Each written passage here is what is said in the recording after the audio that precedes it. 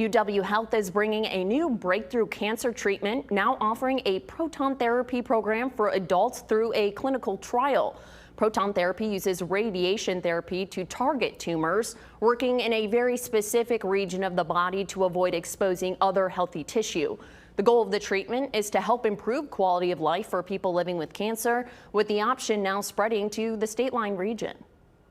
A specialized treatment, say, for example, where they're getting radiation twice or maybe three times, or very young children or young adults, say someone who's 25 years old or 30 years old, proton therapy is a really nice tool to have.